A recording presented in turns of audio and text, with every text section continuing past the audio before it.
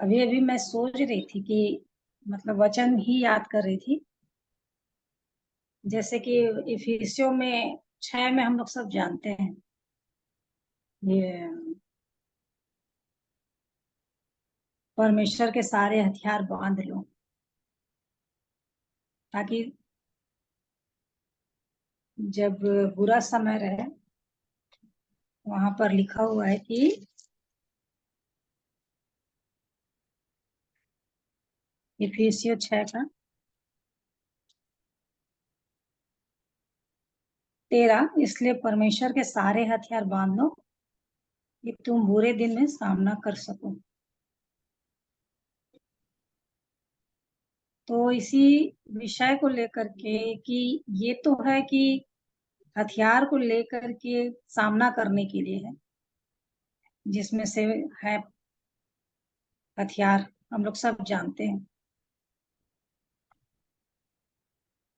परंतु प्रभु बता रहे थे कि पौलुस कुछ ऐसी बातें अपने पत्रियों में बचे रहने के लिए भी कहता है।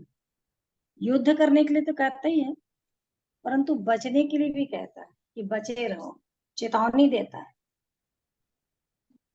क्योंकि बहुत सारे ऐसे लोग हैं ना, टेढ़े जाति के लोग हैं, इनसे बचना है। सब में विश्वास नहीं है ना। तो एक प्रार्थना करती हूँ और दीदी को धन्यवाद देती हूँ कि अवसर दिए। भाई का भी धन्यवाद करती हूँ कि उन्होंने अवसर दिया। आइए हम सब सीखते हैं वचन से।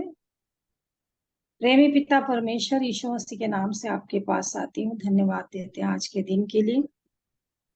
आपकी दया हम पर हुई है प्यारे पिता, और हर दिन आप हमें संभालते हैं, जीवित रखते हैं, इसलिए कि हम अपने जीवन से आपका गुणगान करें। हमेशा आप में बने रहें, निरंतर प्रार्थना में बने रहें और आपके साथ रहें, क्योंकि आपका साथ रहना ही हमारे लिए बहुत जरूरी है। आपसे दूर होकर के हम जी भी नहीं पाते हैं, ना ही हम आपसे दूर हो सकते हैं। धन्यवाद देते हैं आज के समय के लिए कि आपने हम सबको इस रीति से जोड़ा है और एक अवसर दिया कि हम आपकी स्तुति और महिमा करने पाए। और इस वक्त वचन से जो आप बता रहे थे कि हथियार तो हैं, लेकिन ये सब तुम्हारे उस समय के लिए है जब बुरे वक्त में दुष्ट तुम्हारे सामने आए, तो उससे लड़ने के लिए, ताकि स्थिर रह सको। और इसलिए उन सारे हथियारों को आपने दे दिया है हमारे हाथ में, हमारे जीवन में। उसको लेकर के हम पूरे समय तैयार रहें। और लेकिन पौलुस भाई भी हमारे लिए चेतावनी भरा पत्रियों को लिखे हैं कि तुम इनसे बचे रहना। वो कौन कौन सी बातें हैं प्यारे प्रभु, हमें बताएं कि ताकि हम सच में अपने बचाव पक्ष में ये काम भी करें कि हम जानबूझ करके उसमें चले ना जाएं, फंस ना जाएं। इसलिए प्रभु जी हमारी सहायता करें कि हम आपके वचन से, आत्मा की सहायता से इन बातों को सीख सकें कि हमें बचना भी है। जानबूझ करके उस पाप में फंसने के लिए नहीं, जानबूझ करके उसमें फंदे में जाने के लिए नहीं, बंधन में बंधने के लिए नहीं। जिस जगह से हम छूट कर आए फिर से उसमें न फंसे। सो प्रभु हमारी सहायता करें। धन्यवाद देते सारी बातों के लिए। अपने आप को आपके हाथ में देती हूँ, आत्मा की अधीनता में सौंपते हुए पवित्र आत्मा सहायता करे। प्रभु विष्णु मसीह के नाम से मांगती हूँ, आमीन। तो यहाँ पर मैं पौलुस अपनी पत्रियों में बहुत जगह बताए हैं कि किस रीति से बचना है। जैसे कि दूसरा तीमुथियुस उसका 2, उसका 16 और 17, जो अक्सर होता रहता है हमारे बीच मतलब हमारी संगति के बीच में नहीं, परंतु ऐसे कई लोग मिलते हैं हमसे जो व्यर्थ की बातों पे मन लगा करके खींचतान करते रहते हैं, है ना। जैसे दूसरा पत्रस में लिखा हुआ है,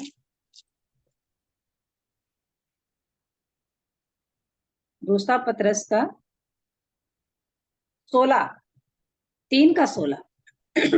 वैसे ही उसने अपनी सब पत्रियों में भी इन बातों की चर्चा की है, जिनमें कितनी बातें ऐसी है जिनका समझना कठिन है और अनपढ़ और चंचल लोग उनके अर्थों को भी पवित्र शास्त्र की और बातों की नाई खींच तान कर अपने ही नाश का कारण बनाते हैं।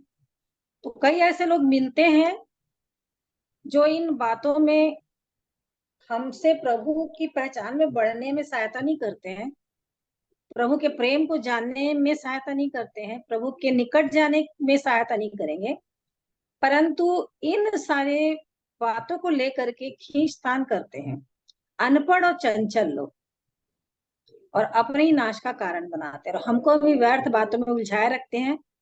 तो कहता है 16 और 17 में 2 का, पर अशुद्ध बकवाद से बचा रह, क्योंकि ऐसे लोग और भी अभक्ति में बढ़ते जाएंगे। तो इनके पास भक्ति की बातें नहीं रहती हैं और केवल वो अशुद्ध बकवाद ही करते रहते हैं। तो ऐसे लोगों से बचने के लिए भाई पौलुस अपनी पत्रियों में हमें हिदायत दे रहे हैं कि वे अभक्ति में बढ़ते जाएंगे, भक्ति की बातें उनके मुंह से कभी सुन नहीं पाएंगे, क्योंकि वो अपनी समझ का सहारा लेके अपनी बातों को रखे। और आगे कहता है, और उनका वचन सड़े घाव की नहीं फैलता जाए। हुमेनियोस और फिलेतुस उन्हीं में से हैं। तो ये लोग क्या करते हैं, कितनों के विश्वास को उलट पुलट कर देते हैं। इसलिए हमारा विश्वास रूपी जहाज डूब ना जाए, इस बात को देख करके ऐसे लोगों की संगति से हट जाना ही चाहिए, क्योंकि ये लोग से बचना ही सबसे अच्छा है। ना बहस करें, ना कुछ ऐसी बातें करें कि वो कब बात आगे बढ़े। व्यर्थ की बातों पे हमारा मन लगना ही नहीं चाहिए। तो इसलिए कह रहा है अशुद्ध बकवाद से बचा रहा है। उसके बाद दूसरा तीमुथियुस उसी का 2 का 23, पर मूर्खता अविद्या के विवादों से अलग रह, क्योंकि तू जानता है कि उनसे झगड़े होते हैं। तो इस बात के लिए भी भाई पौलुस बता रहे हैं कि तू इनसे बचा रहा, अलग रहा। ये विवाद की बातें, तर्क वितर्क पूरे वचन में लिखे हुए हैं। कोई तुमको तर्क वितर्क या कुछ दूसरी बातों से तुम्हारा अहेर न कर ले। कुलुस्सियों 2 के 8 में लिखा हुआ है, कुलुस्सियों 2 का 8, चौकस रहो कि कोई तुम्हें उस तत्व ज्ञान और व्यर्थ धोखे के द्वारा अहेर न कर ले, जो मनुष्य के परंपराई मत और संसार की आदि शिक्षा के अनुसार नहीं, पर मसीह के अनुसार, आदि शिक्षा के अनुसार है पर मसीह के अनुसार नहीं।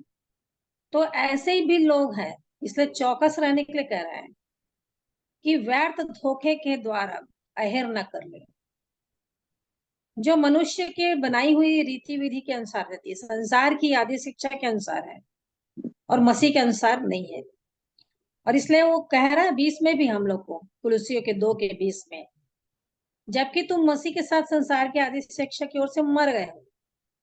तो फिर हम तो जब मर गए हैं, हम मसीह के साथ जिलाए गए हैं और स्वर्गीय बुलाहट में बुलाए गए हैं, तो ये हमें कोई अहेर न कर ले। मतलब हमें ऐसे वचन के भाग में वचन को बता करके व्यर्थ धोखा दे करके हमको मसीह का शिक्षा से अलग न करने, ऐसे लोगों से भी बचना है। इसलिए कह रहे हैं 2 के 23 में मैं पौलुस हमें चिता रहे हैं कि मूर्खता और अविद्या के विवादों से अलग रह। व्यर्थ विवाद वाद विवाद करने नहीं चाहिए, क्योंकि तू जानता है कि उनमें झगड़े होते हैं। ये बढ़ते बढ़ते इतना बढ़ जाता है कि झगड़ा होने लग जाता है। इसलिए उस कह रहा है कि इससे तू बच, तू अलग रह। और उसके बाद पहला तीमुथियुस उसका 6 उसका 20 ये भी लिखता है यहाँ पर भी, हे तीमुथियुस, पहला तीमुथियुस 6 उसका 20, हे तीमुथियुस इस थाती की रखवाली कर, और जिस ज्ञान को ज्ञान कहना ही भूल है, उसके अशुद्ध बकवाद और विरोध की बातों से परे रह। कितने इस ज्ञान का अंगीकार करके विश्वास से भटक गए। हर बात में यही आ रहा है कि विश्वास से उलट पुलट कर देते हैं, विश्वास से भटका देते हैं। ऐसे लोग आते हैं और ऐसे लोग आएंगे। झूठे शिक्षक, झूठे भविष्यवक्ता, झूठे उपदेशक सारे लोग निकल गए हैं, और ये लोग वो ज्ञान फैलाएंगे जो संसार की रीति के अनुसार इसका कहना चाहिए आत्मा की बातों से लेकर के वो नहीं बताएंगे, आत्मा क्या सिखा रहा है वो बातों को नहीं बताएंगे, परंतु वो अपने ज्ञान से और बहुत सारी पुस्तकों का लेकर के उनका निचोड़ लेकर के उनका उस ज्ञान को लेकर के वो समझाने का कोशिश करेंगे और अपनी धार्मिकता को स्थापित करेंगे कि नहीं ये बात सही है, और बाइबल की बात से अलग हमको हटा करके मसीह के प्रेम से अलग हटा देंगे। तो इसलिए कह रहा है जिस ज्ञान को ज्ञान कहना ही भूल है, इसलिए कह रहा है कि थाती की रखवाली कर, मतलब मेरे को इस बात की रखवाली करना ही है, सबसे अधिक मन की रक्षा करना ही है। और इसलिए तीमुथियुस को चिता रहा है भाई पौलुस कि इसकी रखवाली करना, नहीं करेंगे ना तो कोई भी हमें आके बहका के चोरी, हमारा जीवन में जितनी आशीष मिली उसकी चोरी लेके चोरी करके चला जाएगा और हमको कुछ दूसरा चीज पकड़ा के चल देगा। तो इसलिए फिर कह रहा है अशुद्ध बकवाद और विरोध की बातों, कई लोग होते हैं विरोध करते रहते हैं, कई लोग हैं वाद विवाद करते रहते हैं, तर्क वितर्क करते रहते हैं बिना मतलब का।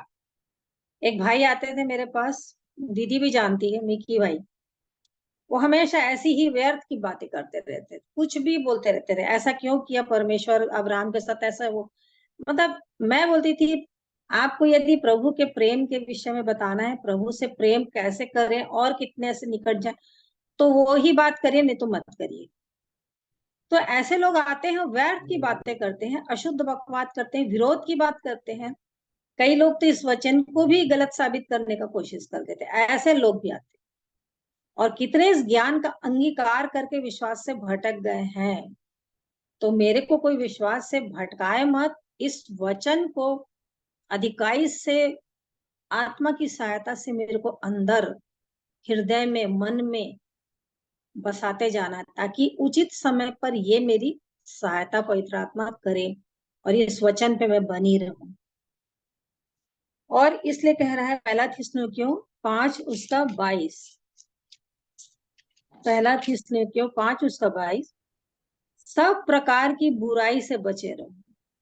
क्योंकि 15 में उसी में कह रहे हैं, पहला थिस्सलुनीकियों 5 के 15 में, सावधान कोई किसी से बुराई के बदले बुराई ना करे, पर सदा भलाई करने पर तत्पर रहो, आपस में और सबसे भी भलाई ही की चेष्टा करो। और इसके विषय में बहुत सारी बातें, बहुत सारे वचन है, और हमेशा बार बार बार बार हमको सबको पता है कि बुराई करने वालों से विमुख रहता है, बुराई करने वाले की प्रार्थना नहीं सुनता है, सारी बातें पता है। यदि तू दीर्घ आयु जीवन चाहता है तो अपने मुंह को बुराई करने से रोक रख, छल की बात कहने से रोक रख, बहुत सारी बातें हैं। और बार बार इस बात को वचन में बहुत बार हुआ, क्योंकि यही काम एक मनुष्य के वश में नहीं रहता, और ये मुंह से बुराई निकलती ही जाती है, निकलती ही रहती है।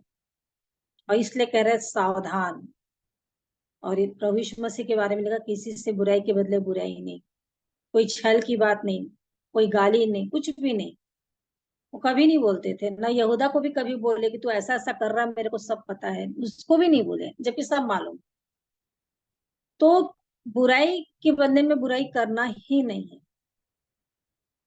और भलाई करते जाना है। इसलिए कह रहे हैं कि 22 में सब प्रकार की, अब ये सब प्रकार की बुराई से मतलब बहुत सारी बातों की बुराइयां हैं, चाहे तो धन का लालच का बुराई है, चाहे तो नींद की खुमारपन का बुराई है, चाहे तो मतवालेपन का है, चाहे तो चिंता की का जीवन है बुराई है, वो भी बहुत सारी है। तो सब प्रकार की बुराई से बचने के लिए फिर यहाँ पर भी कह रहा है, क्योंकि हम जानबूझ के यदि फंसेंगे ना, तो दुष्ट इतना चालाक है कि हमको उस रास्ते से बिल्कुल ट्रैक से हटा करके वचन को हमारे मन से हटा के चुरा के ले जाएगा और बुराई को भर देगा, हमारे मन को अशुद्ध कर देगा और सारी पवित्रता को डाल देगा। आंखों से बुराइयां होती है ना, कान से बुराई होती है, मुंह से बुराई होती है, सब जगह। तो ये प्रकार, सब प्रकार की बुराई से बचने के लिए भी भाई पौलुस हमें चेतावनी दे रहे हैं कि तुम बचे रहो। और उसके बाद लूका 12 का 15, लूका 12 का 15, लूका 12 का 15, और उसने उनसे कहा चौकस रहो और हर प्रकार के लोभ से अपने आप को बचाए रखो। और अब हम लोग को मालूम है कि 10 आज्ञाओं में वो सारी बातें लिखी हुई हैं, लालच नहीं करने के बारे में से, किसी भी चीज का, किसी भी खेत का, किसी भी दासी का, मैंने किसी की पत्नी का, हर प्रकार, किसी भी धन से, कुछ भी प्रकार से किसी से लोभ से नहीं करना है, और लोभ से अपने को अपने को बचाना है, लोभ से, लालच से। और ये हम लोग जान रहे हैं किसके बारे में है, कि एक व्यक्ति रहता है जो धनवान रहता है और बहुत सारा खेत उपज उसकी हो जाती है, और कहता है कि मैं अपनी बखारियां तोड़ के बड़ा बना लूंगा और सब कुछ कर लूंगा, और प्राण से कहूंगा कि सुख संपत्ति, बहुत संपत्ति रखा है, चैन कर, खा पी सुख से रह। और परमेश्वर कहते हैं कि हे मूर्ख, इसी रात तेरा प्राण तुझसे ले लिया जाएगा, तो तू किसका होगा, वो किसका होगा। तो इसीलिए इसको दृष्टांत को बताने के पहले वो बता रहे हैं 15 में, और उसने उनसे कहा, चौकस रहो और हर प्रकार के लोभ से, यहाँ पर भी हर प्रकार की, और वहां पर भी सारी बुराई से, सब प्रकार की बुराई से बचे रहो। तो मेरे को जीवन में देखना पड़ेगा, जांचना पड़ेगा कि कौन कौन सी बुराइयां हैं। हाँ, मैं ये सब बोल रही हूँ तो प्रभु मेरे को अपना जीवन दिखा रहे हैं, कौन कौन सी बुराई है मेरे जीवन के अंदर, जिससे मेरे को बचना है, अपने आप को बचाना है। यदि मैं नहीं बचाई, यदि मैं किसी का कुछ सुन भी रही हूँ, और यदि मैं किसी पास जाकर के बोल रही हूँ, तो मैं उसको, उसका नाम खराब भी कर रही हूँ, और उसके विषय में बता करके दूसरे के मन को भी खराब कर रही हूँ, कि उसका मन उसके लिए कड़वा हो जाए, वो भी बात मत करे, वो ऐसा है वैसा है। इससे अच्छा है कि मैं प्रभु के पास जाऊं और प्रभु से प्रार्थना करूं कि प्रभु ऐसी सी बात है, आप सब कुछ ठीक कर दे करके। तो इस प्रकार से बुराई से मेरे को बचना है, सब प्रकार की, और इसलिए कह रहा है हर प्रकार के लोग से। मतलब हर प्रकार, मतलब सब प्रकार। अरे उसके पास तो ऐसा है, मेरे पास भी होना चाहिए, उसके पास ऐसे कपड़े, मेरे पास भी होना चाहिए, उसके पास जमीन है, मेरे पास भी, है ना, उसके पास इतने अच्छी अच्छी चीजें हैं, मेरे पास भी हो, उसके पास इतने पैसे हैं, मेरे पास भी रहे, मैं भी अपने को दिखा सकूं, मैं भी कर सकूं, मतलब एक प्रकार से घमंड का जीवन, ईगो का जीवन। तो इस प्रकार के लोभ से भी अपने आप को, हर प्रकार के लोभ से, एक लाइन में लिख दिया, हर प्रकार के लोभ से। पर मेरे को अब अपने लिए सोचना है कि वो कौन कौन सा प्रकार का लोभ मेरे अंदर है। पहला तिमुथी 6:10 में तो हम लोग जानते हैं कि पैसे का लोभ है करके, बहुत सारी बातों का लोभ रहता है, प्रसिद्धि पाने का भी लोभ रहता है, फेमस होने का लोभ रहता है, जबकि परमेश्वर बोलते हैं मैं तुझे महान कर दूंगा, है ना। इब्राहिम को बोलते हैं उत्पत्ति में, मैं तुझे महान करूंगा। तो परमेश्वर का काम है महान करने का। बल्कि हम लोग को तो ये होना चाहिए कि कोई यदि काम कर रहा है प्रभु का, तो उसके लिए और भी प्रार्थना करें कि प्रभु आपका काम हो रहा है, आपकी सेवा हो रही है, आपका नाम सारे जगत में फैल जाए, ये होना पाए। लेकिन किसी के प्रसिद्धि से, किसी के जानने से यदि मेरे को यदि जलन हो रही है, या मैं ये उससे चिढ़ रही, ये मेरे लिए मूर्खता। जिस प्रकार से शाऊल, इसने तो लाखों को मारा, जब स्त्रियां बोल रही थी, गाना गा रही थी दाऊद के लिए, और उसको क्रोध आ जाता है। तो ऐसा जीवन नहीं होना है कि मेरे लिए इतना और उसके लिए ऐसी बातें कर रहे हैं। तो ये सब अहंकार की बातें हैं, अपने को ऊंचा उठाने की, अपने को प्रसिद्धि पोजीशन में देने के लिए। लेकिन नहीं, मेरे को नम्र और दीन, वो कहता है ना कि तुम प्रभु के सामने दीन बनो तो वो तुमको शिरोमणि करेगा। इसलिए जो सेवा मिली है, जो भी छोटी सी सेवा, प्रभु हर बात को देखते रहते हैं। किसी को प्रचार करने के लिए मिला है, किसी को प्रार्थना करने के लिए मिला है, किसी को अगुवाई करने के लिए मिला है। रोमियो 15 में बहुत पूरी रोमियो 12 में बहुत सारी वरदान के बारे में बता दिया है ना। किसको उत्साहित करने के लिए, किसी को उत्साह के साथ अगुवाई करने के लिए, बहुत सारी उसमें है सेवा। तो जिसमें है उसी में बने रहें और विश्वास योग्य रहे। और कह रहा है हर प्रकार के लोभ से अपने आप को बचाए रखो, क्योंकि किसी का जीवन उसकी संपत्ति की बहुतायत से नहीं होता। सच बात है, कुछ फायदा नहीं होगा। अभी जिस बेटे का हुआ, एक्सीडेंट हुआ, एक्सपायर हुआ, उसका जीवन क्या कोई संपत्ति उसको बचा सकी क्या? कुछ नहीं बचा सकी। उनके माता पिता के पास कितना धन है, फिर भी कोई बचा नहीं पाया। तो इसलिए किसी का भी जीवन उसकी संपत्ति की बहुतायत जितना भी हो जाए तो भी उसका जीवन नहीं बचने वाला। इसलिए लोभ से अपने आप को बचाए रखना है। उसके बाद दूसरा थिस्सलुनीकियों 3:6। दूसरा थिस्सलुनीकियों 3:6।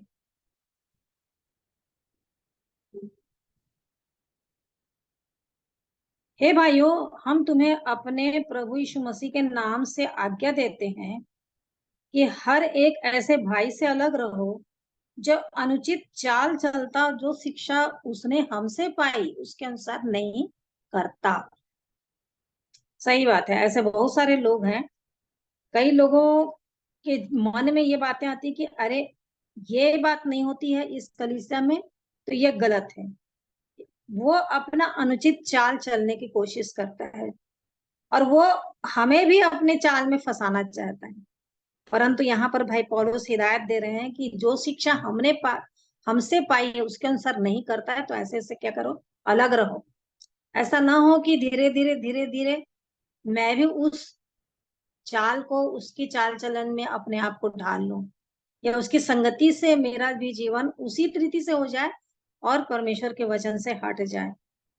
और भाई पौलुस अपने लिए बोलते हैं 2 में, हम टेढ़े और दुष्ट मनुष्यों से बचे रहें, क्योंकि हर एक में विश्वास नहीं।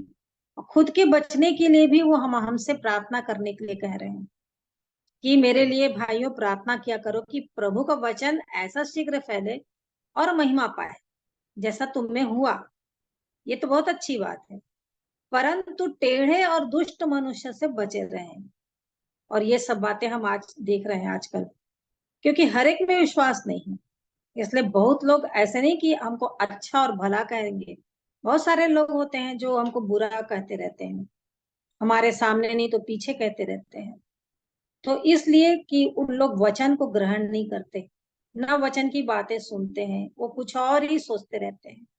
और इसलिए भाई पौलुस अपने विषय में बोलते हैं कि टेढ़े लोग और दुष्ट, ये इस प्रकार के लोग संसार में हैं और इनसे मेरे को बचना है, क्योंकि हर एक में विश्वास नहीं है करके। और वाकई में प्रेरितों काम में देखेंगे तो उसमें भाई पौलुस को इतना मारते हैं कि उसको अधमरा करके छोड़ देते हैं, सोचते हैं कि मर गया और उसको घसीट के बाहर कर देते हैं। तो इस प्रकार से लोग रहते हैं कि जो यहाँ तक सताते हैं, दुष्ट रहते हैं। वो लोग वचन को सुनते नहीं। आजकल जो सता हो रहा है यही बातें कि ये धर्म बदल दे रहे हैं, बस उनके अंदर ये की बात है। तो ये हुई भाई पौलुस की अपनी गवाही थी। लेकिन हमें किन बातों की आज्ञा दे रहे हैं? वो कह रहे हैं कि हम तुम्हें अपने प्रभु यीशु मसीह के नाम से आज्ञा देते हैं। ये आज्ञा दे रहे हैं कि हर एक ऐसे भाई से अलग रहो। बिल्कुल नहीं, जो शिक्षा तुमने पाई है, जो शिक्षा मैं दे रहा हूँ, जो शिक्षा तुमको पत्रियों में 2 के 15 में लिख दिया है, इसलिए है भाई स्थिर रहो। और जो जो बातें तुमने क्या वचन क्या पत्री के द्वारा हमसे सीखी उसमें उन्हें थामे रहो। पकड़ के रखना है, उसको थाम के रखना है। कोई ऐसा भाई, कोई ऐसे जीवन, कोई ऐसा मन, कोई ऐसा बात, कोई भी हमें दौड़ से वंचित मत रहे। गलातियों के पत्रियों में बोलते हैं, किसने तुम्हें मोह लिया? तुम भली भांति दौड़ रहे थे, किसने तुमको सत्य से बहका दिया? तो इसलिए कह रहा है कि जो बातें तुमने क्या वचन क्या पत्री के द्वारा हमसे सीखी, पौलुस भाई अपने जीवन से सिखाते जा रहे थे। तो कह रहे कि उनको थामे रखना, परंतु ऐसे भाई से बिल्कुल अलग रहना जो अनुचित चाल चलता है, जो चाल मसीह की शिक्षा के अनुसार नहीं है, मत चलना। और जो शिक्षा मैंने तुमको दी है उसके अनुसार नहीं करता, उनसे अलग रहना। और खुद के बारे में बोलते हैं कि क्योंकि हम तुम्हारे बीच में अनुचित चाल नहीं चले। तीमुथियुस को पत्री में लिखा हुआ है कि वो मेरे प्रेरितों का में लिखा कि तिमुथियुस मेरे चरित्र को तुमको स्मरण दिलाएगा, मेरे बारे में तुमको बताएगा मैं कैसा हूँ। और सही में वो कहता है कि मैं थरथराता हुआ तुम्हारे पास आता हूँ। तुम्हारे बीच में जब आया तो थरथराते हुए आया, वचन को जब लेकर के, लुभाने वाली बातों को लेकर के नहीं आया। तो इस प्रकार से भाई पौलुस अपने जीवन में जो जीवन चाल को वो चले ना, उसमें बिल्कुल पक्के बन करके दिखाकर हमको भी ऐसी चाल चलने के लिए कह रहे हैं। अनुचित चाल बिल्कुल नहीं चलना। बहुत सारी बातों में वो बोलते कि काम धंधा करो, परिश्रम करो, अपनी रोटी खाओ, किसी के घर में जाकर के डिस्टरबेंस मत करो, बहुत सारी बातें हैं। तो इस प्रकार से इनसे भी अलग रहने के लिए भाई पौलुस हमको बताते हैं। फिर उसके बाद पहला कुरिन्थियों 6 का 18 से 20 में,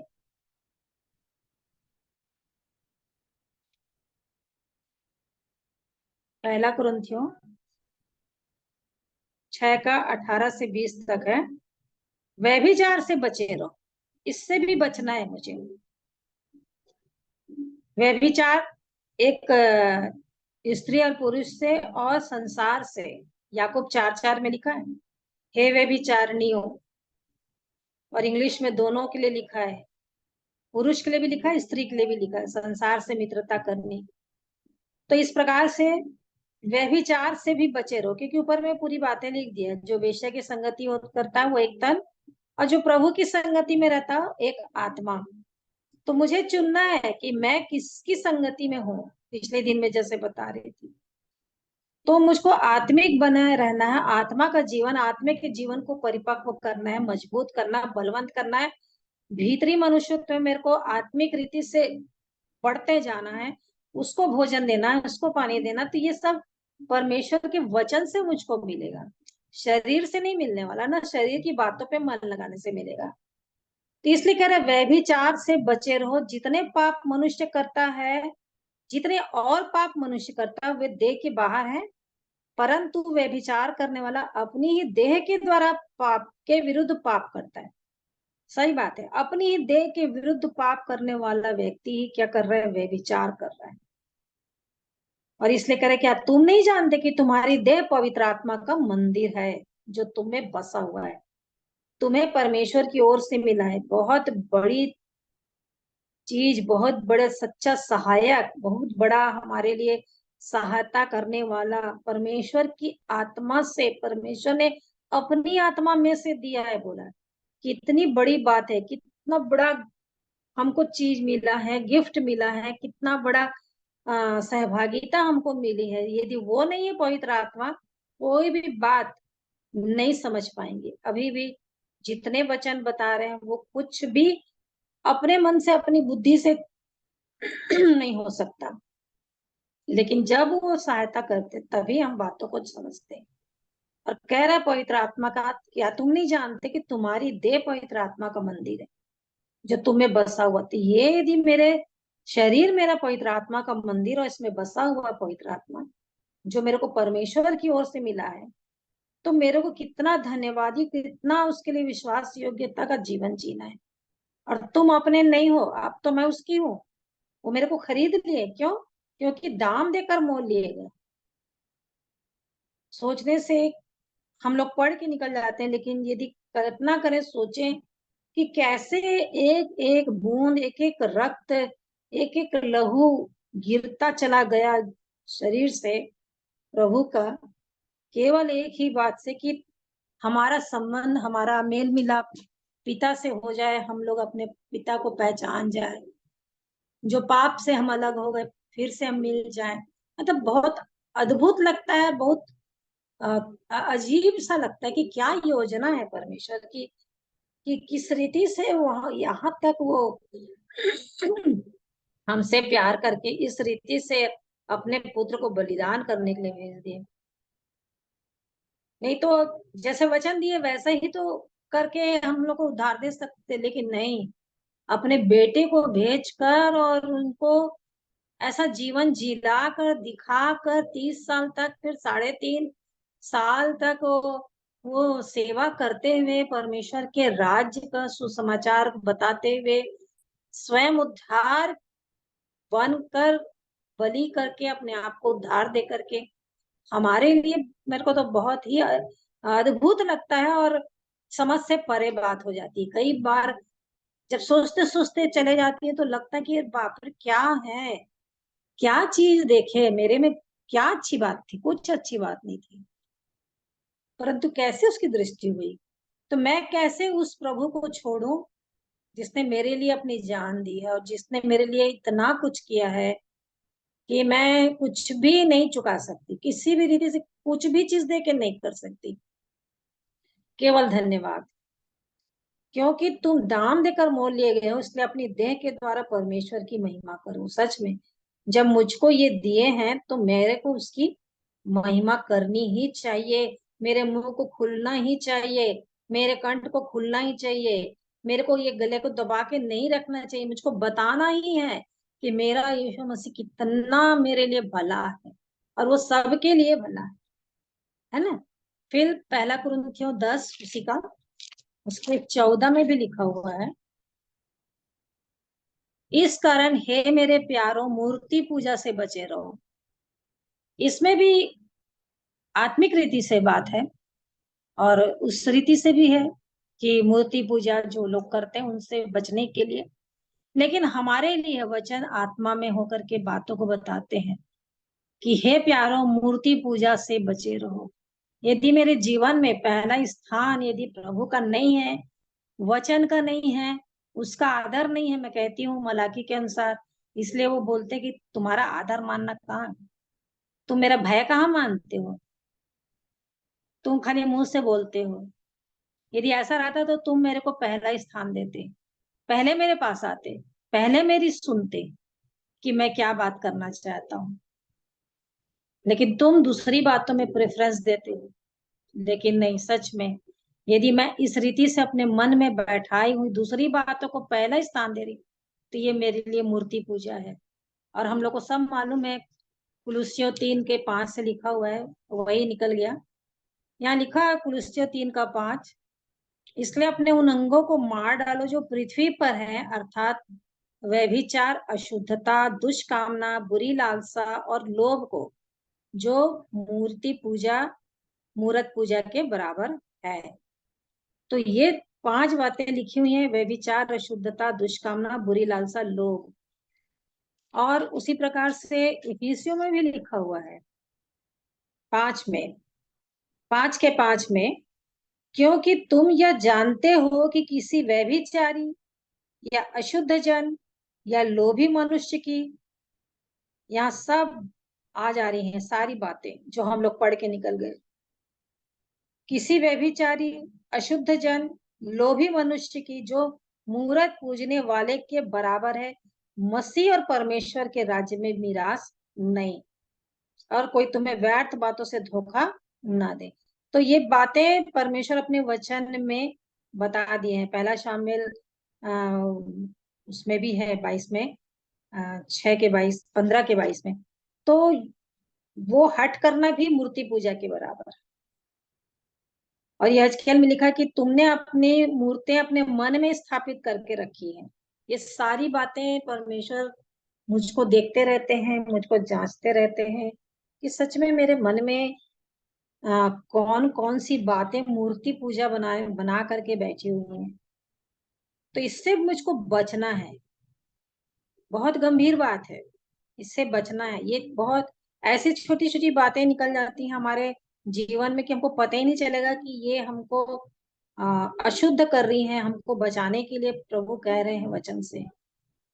तो इससे कह रहा है कि इस कारण हे मेरे प्यारों मूर्ति पूजा से बचे रहो। तो इससे भी मुझको बचना है। और तीतुस 3 उसका नाम, तीतुस 3 उसका नाम, पर मूर्खता के विवादों और वंशावलियों और बैर विरोध और उन झगड़ों से जो व्यवस्था के विषय में हो बचा रह, क्योंकि वे निष्फल और व्यर्थ हैं। तो इन बातों से भी मुझको बचना है, मूर्खता के विवादों से, बिना बेमतलब बेफजूल की बातें, वंशावलियों से। कई लोग हैं वंशावलियों में ही लड़ाई झगड़ा और बातें करते रहते हैं।